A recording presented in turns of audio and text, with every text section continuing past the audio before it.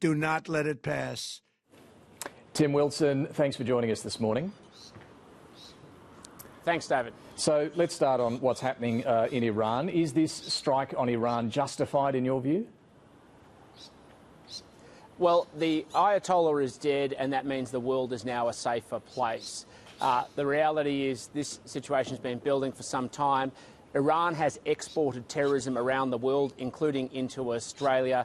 A coordinated attack to address what has clearly been an ongoing build-up of their nuclear program is something that's very good for international peace and security. Of course, we hope the situation is contained and we watch it very closely. And should the aim here be regime change? Should that be the end goal?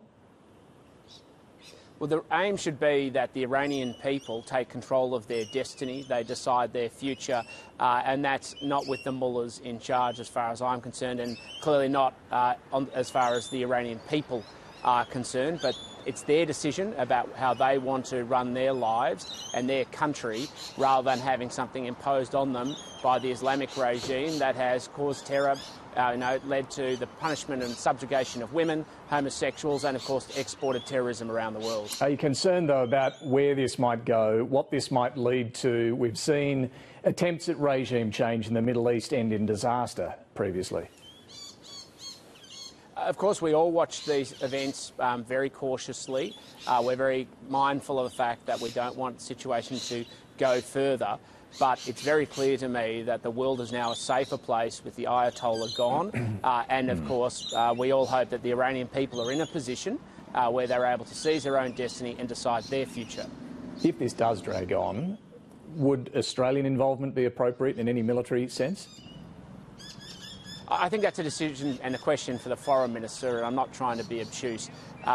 These situations should be done in consultation and discussion with countries like the United States, of course, and, of course, well, at least in Liberal governments and allies such as Israel.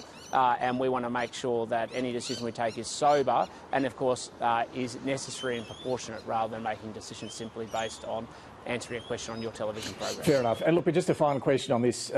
How do you view the whole argument around whether this is legal and what it means for the rules-based order? Does that matter still?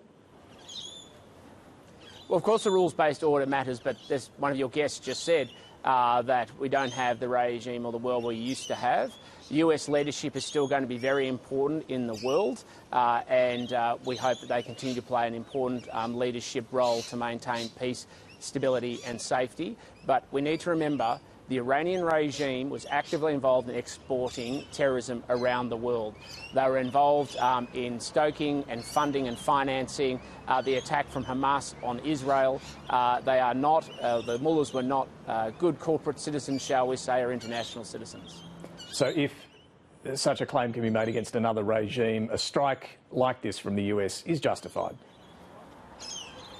Let's not extrapolate my comments. I'm talking specifically about the situation at hand, but it's very clear to me that the world is now a safer place because the mullahs are gone. The world is now a safer place because we have a regime that has been active in exporting terrorism around the world, is now at least leaderless, and now is the time for the Iranian people, and we should be standing with the Iranian people to decide their own destiny. We should be standing by them to stand up for their future and their destiny, for a country that, for a form of government that doesn't treat women as second-class citizens, that doesn't punish homosexuals, and is one that they decide their future. Tim Wilson, let's move on, because the reason we wanted to talk to you this morning before these events was about the debate leading up to the budget around tax and inflation. Look, on tax and property tax breaks in particular, Treasury is looking, we understand, at both negative gearing and capital gains tax breaks. Some years ago, you told Parliament the tax system is screwing young Australians. It favours well-off, established interests against those trying to get ahead, you said. If you work hard to get ahead, you get hit hard. If you live off assets, you don't. Is that still your view? Absolutely, it's my view, which is why I want to cut income tax, and that's my objective. This debate is fascinating, the extent to which the Treasurer likes to brief out copies of the new social contract renewing the Liberal vision for Australia. Tim Wilson, in the Parliament, on the Hansard. No. I'm quite happy to answer. I'm answering your question, David, and yes, those are my words from Hansard. and I stand by them because we have a tax system where young people have their physical and their intellectual labour to sell, and they're taxed at the highest marginal rate. But that's you were talking about the capital gains tax break. You said of the capital gains tax discount, people who can predominantly live off income from their assets can pay very little tax and get discounts on capital gains from increases in asset values. Do you still have a problem with that? As I outlined, I absolutely have an issue where income tax at 47%, and we apply discounts where we're punishing work. And that's the point of my remark, which is we need to lower income tax. I continue to stand by that resolutely. But you stand by your criticism of capital gains tax discounts. I've already outlined that the problem is that the discount is associated with very high income tax rates. You cut income tax rates, I understand you reduce that point. the discount. But your point in the Parliament was that the capital gains tax break is a problem. People who can primarily live off income from their assets pay very little tax, get discounts on capital gains. And I'm making this point, and I'll keep making this point because you seem to misunderstand, David. There is an income tax rate up here, there is a capital gains discount which reduces the rate here, and my answer is to reduce the income tax rate. Jim Chalmers' answer is to increase capital gains. That's the fundamental difference between the two of us. My interest is how we reduce the gap by making sure we get lower income taxes. Jim Chalmers wants to keep pouring more taxes on Australia's household incomes and making it harder for people to get ahead. So I want hard work to pay off. Do you support any change to the negative gearing or capital gains tax rules? Well, any suggestion around that would be speculative. My focus is on how we reduce income tax and making sure we can achieve that. Of course, it's up to the Treasurer. He's in government, unless something's changed and I'm now in government. He's in government. He's the one who's going to bring forward that budget. You're now the Shadow Treasurer. You can have a view on negative gearing and capital gains tax. You used to have a view. Do you have a view as to whether they should be changed? As I've said to you many times, David, I absolutely have a view about reducing income taxes. I've also said on many other programs that when you tax something more, you disincentivise it. I want hard work to pay off. That's why I believe we need to make sure we reduce income tax. If you increase taxes on property and housing, you will get less property and housing. That means rents will go up. That means the price of housing will go up, and it means we'll get less housing supply, which is what we desperately need. At the moment, the only proposal being put forward and floated by the government is new housing taxes will increase rents, decrease supply and increase the price of housing for first home buyers. Just on inflation, according to the Reserve Bank Governor, Michelle Bullock says it's not taking off again, but is a little bit elevated. Do you agree with her assessment? Well, what I agree with is her assessment that the government is stoking private demand. This week I got a briefing from the Reserve Bank about what's happening with inflation, and private demand is absolutely stoking it because the government keeps pouring cash into the economy, debt petrol on the inflation fire.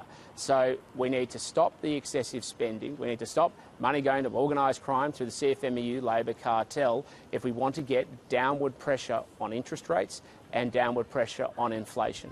Do you also support some of your colleagues who want to lift defence spending by more than $20 billion?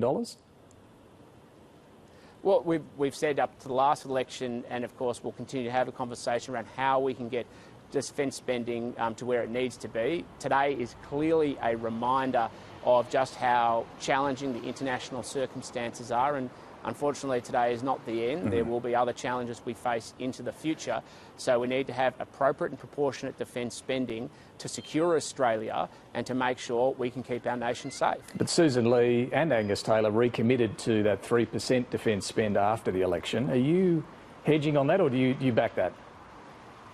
No, I'm not hedging on that at all, but I'm somebody who focuses on outcomes and making sure that every dollar that is spent, we get the maximum outcome for the Australian people. We have a commitment around the role of defence spending and its important role in the country, but we're going to have to obviously balance that out with other decisions around the budget. What about taxpayer spending on nuclear plants or coal plants? Are you in favour of that? Well, I said before the last election I wasn't enthusiastic about taxpayer money. But we need to remember energy is mostly a state policy issue, David. There is a role for the federal government, of course, to play in energy, but I want to see a future where power prices go down and make sure that we see a fundamental change, because we need to restoke industrialisation of our country, and cheaper energy is an essential part of that. Final one, Tim Wilson. The Liberal Party's decided not to release the official review into last year's election drubbing. The review authors, Nick Minchin and Prue Goward, say it's a big mistake. It's going to outrage members and donors who invested time and money. Have you seen this report? I have not. You, as Shadow Treasurer, have not seen this report. Do you want to see the report? Well, of course, I want to see anything in the context of confidence, because whatever is in the report, of course, sometimes we release abridged summaries or other versions of these things. But I've only been Shadow Treasurer for about 15, or less than that, I think it's 13 days now, David. So, and the focus of my time as Shadow Treasurer is how we're going to rebuild Australia after Jim Chalmers continues to pour petrol on the inflation fire. I mean, clearly there are criticisms of this report itself amongst the federal executive, but are you not curious to see the reasons that Nick Minchin and Prue Goward came up with as to why you lost that election so badly? Of course, everybody will be curious to see a copy of it. I'm quite sure the media will be curious to see a copy of it as well. But I understand it was a unanimous position of the federal executive, of which I am not a member, and so they've made their decision. Of course, whatever it is, the lessons and learnings need to be integrated into the campaign so that we don't repeat the same errors. But to be frank, a lot of the errors were clearly at a parliamentary level, not just at an organisational level as well. Angus Taylor has already acknowledged aspects of that and made that clear publicly, which is a sensible and right thing to do. All right, Tim Wilson, thanks for joining us this morning. Thank you.